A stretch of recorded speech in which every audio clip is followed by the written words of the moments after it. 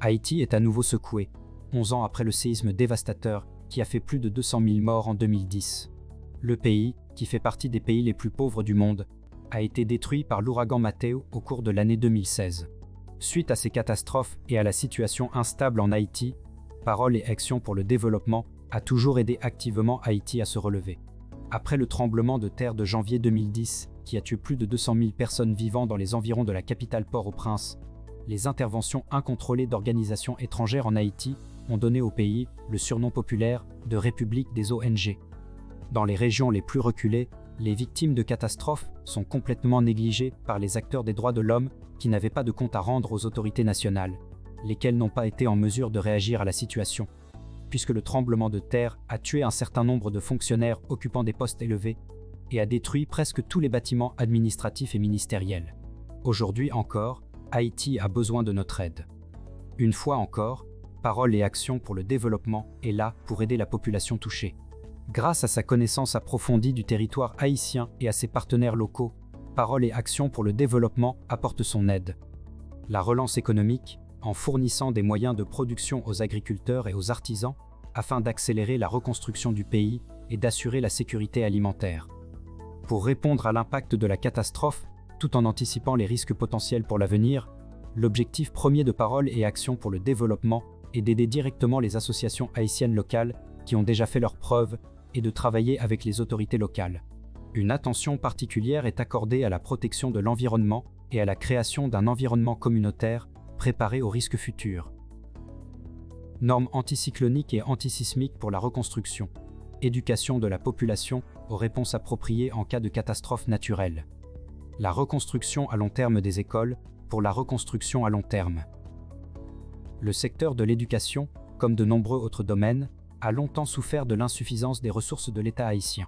En Haïti, 34% de la population a moins de 15 ans.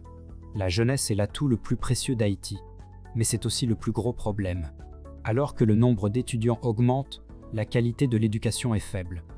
Le ministère haïtien de l'Éducation a concentré ses efforts sur la qualité et prévoit d'améliorer la formation des enseignants, élément crucial du système éducatif, et d'adapter les programmes aux exigences de la société. Le gouvernement n'est pas en mesure d'organiser et de fournir un système éducatif égal dans tous les établissements. Pour soutenir cet objectif, Paroles et Actions pour le développement accompagnent la réforme du système éducatif pour améliorer la qualité de l'enseignement au collège et au lycée. C'est un problème pour les enseignants. Une partie d'entre eux n'ont pas les compétences nécessaires ou n'adhèrent pas aux standards et normes nécessaires à un enseignement efficace. Pour l'enseignement professionnel, il n'est pas assez efficace car il n'est pas aligné sur les demandes réelles et ne permet pas l'intégration des nouveaux diplômés. Les employeurs ne parviennent pas à trouver les compétences qu'ils recherchent sur le marché de l'emploi. Combiner l'offre et la demande est l'un des plus grands problèmes auxquels est confrontée la croissance économique d'Haïti.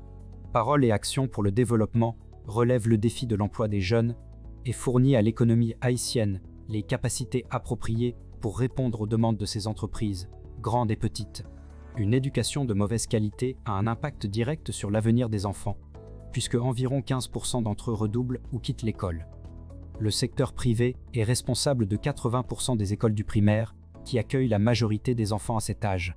En 2015, plus de 200 000 enfants n'étaient pas encore inscrits dans les écoles. Aujourd'hui, la majorité des écoles du pays sont privées et gérées par des groupes religieux ainsi que par des organisations à but non lucratif ou non gouvernemental. Outre les jeunes non scolarisés, le pays compte également un grand nombre d'élèves dans les écoles primaires, ce qui entraîne des problèmes d'infrastructure et d'inscription malgré les 17 000 enseignants et les 100 000 écoles du pays. En plus des enfants qui ne sont pas en classe, le pays a également une abondance d'élèves dans les écoles élémentaires, ce qui crée un défi au niveau des infrastructures et du personnel malgré le nombre d'écoles dans le pays et ses 100 000 enseignants. L'état du système éducatif s'est considérablement amélioré au cours des 10 dernières années et le taux d'alphabétisation passant à 60,7%. Cependant, le pourcentage élevé d'écoles privées facturant des frais de scolarité est un réel problème pour de nombreuses familles, auxquelles s'ajoutent les frais de transport, le matériel scolaire et les uniformes exigés.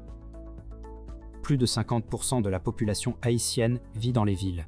Dans la région de Port-au-Prince, 80% de la zone urbaine est constituée de bidonvilles, avec un accès limité à l'eau potable et à d'autres services essentiels. Le secteur agricole est responsable de près d'un quart du PIB du pays. 60% de la population est employée dans le secteur agricole. Malgré son potentiel, ce secteur est confronté à des difficultés dans son développement, notamment une gestion compliquée de l'eau, la fragmentation des terres, l'insécurité foncière, des problèmes d'accès au marché et un degré élevé de libéralisation des échanges qui favorise les importations à moindre coût. Ces obstacles sont aggravés par l'augmentation de la population et le changement climatique qui rend Haïti particulièrement vulnérable. De ce fait, la production a du mal à répondre à la demande du marché intérieur. L'approvisionnement en céréales dépend des importations pour plus de 50% du total. Il est donc crucial d'accroître la sécurité alimentaire. Si vous souhaitez soutenir notre organisation, je vous invite à visiter notre site en cliquant sur le lien. Merci de votre soutien. Nous vous sommes très reconnaissants.